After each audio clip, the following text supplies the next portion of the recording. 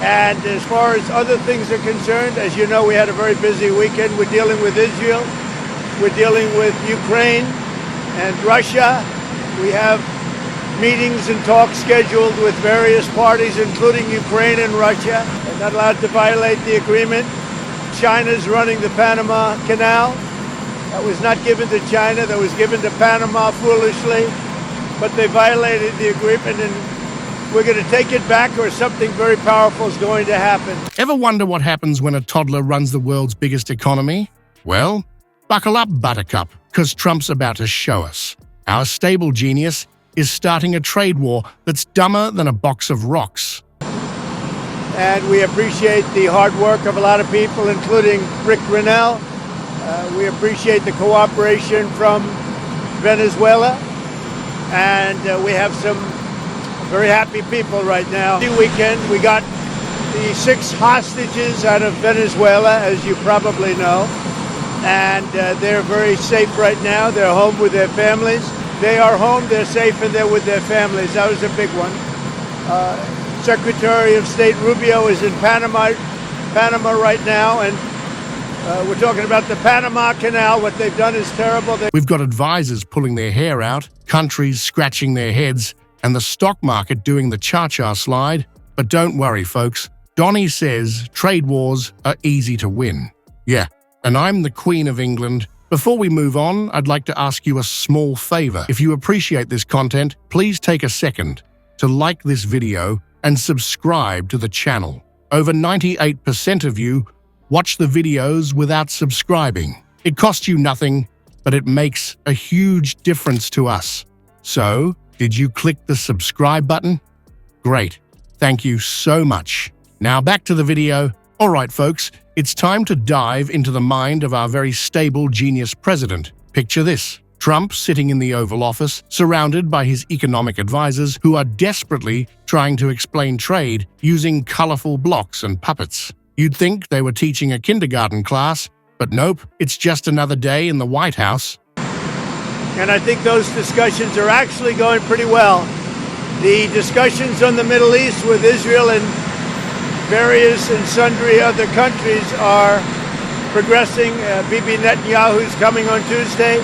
Agree with it and will not go where he wants to go, but I think he's doing a great job. He's a smart guy, very smart, and he's very much into cutting the budget of our federal government. So there's Trump squinting at a Fisher-Price farm set while his advisors point to the little plastic cows.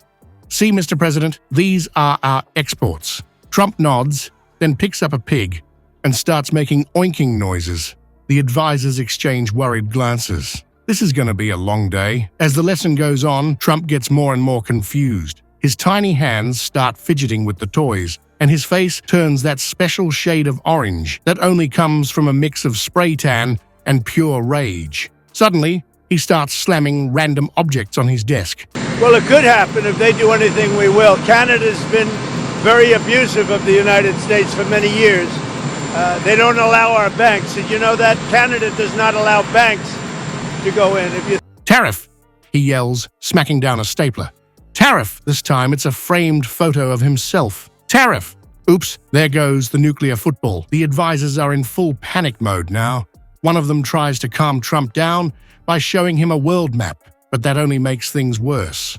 Trump starts pointing at random countries, declaring he's putting tariffs on places he can't even pronounce. Tariffs on Namibia, double tariffs on Thailand. The advisors are too afraid to tell him those aren't real countries, but wait, it gets better. Trump proudly announces his genius plan to win the trade war, make everything more expensive for Americans, because nothing says America first like making Americans pay more for stuff, right? It's like he thinks we can just print more money to cover the cost. Oh wait, he probably does think that.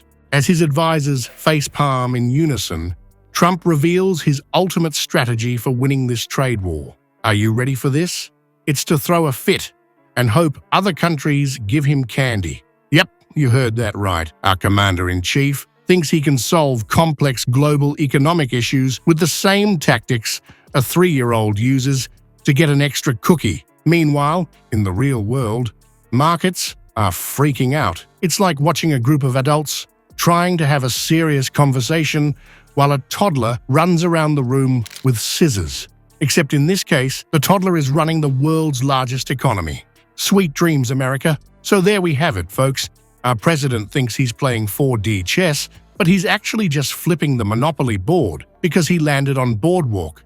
And guess what? The whole world's watching this temper tantrum. While Trump's busy tweeting about how trade wars are good and easy to win, the stock market's doing the cha-cha slide right off a cliff. It's like watching a car crash in slow motion, except the car is the US economy and the driver is an orange turd with a bad comb-over. But wait, it gets better. Our allies and trading partners aren't just sitting there taking it. Nope, they're hitting back harder than Melania swatting away Trump's tiny hands. They're slapping tariffs on American products faster than you can say coffee. Suddenly, our farmers can't sell their soybeans, and Harley-Davidson's moving production overseas. So much for America first, huh? Meanwhile, Trump's busy munching on a Big Mac that now costs 40% more thanks to his brilliant economic strategy. But don't worry, folks, the economy's the best ever because his TV told him so. Who needs actual experts when you've got Fox and Friends, right? Speaking of experts, they're predicting a recession. But Grumpy Trumpy doesn't care. He's too busy trying to figure out why his art of the deal strategy isn't working. Maybe because running a country isn't quite the same as bankrupting a casino. Just a thought. The real kicker, Trump still doesn't get that he's playing with real people's livelihoods. It's like he thinks the economy is just another reality TV show. You're fired. Doesn't work so well when you're talking about entire industries, Donnie. As the world economy teeters on the brink, we're all left wondering, will Trump ever realize he's in over his head? Or will he keep insisting he's a stable genius while the rest of us watch our 401ks go up in flames? Well, folks, it looks like Trump's trade war is the gift that keeps on giving. If by gift, you mean a flaming bag of dog poop on America's economic doorstep. Our stable genius has proven once and for all that you shouldn't let a reality TV star play economist. Maybe next time we'll elect a president who passed elementary school math. But hey, at least we've learned something from all this. In Trump's America, the only thing that's really easy to win is a village idiot contest. And boy, is he winning that one by a landslide. As we watch our economy crumble faster than Trump's comb-over in a strong wind, we can't help but wonder, what brilliant plan will our orange overlord come up with next?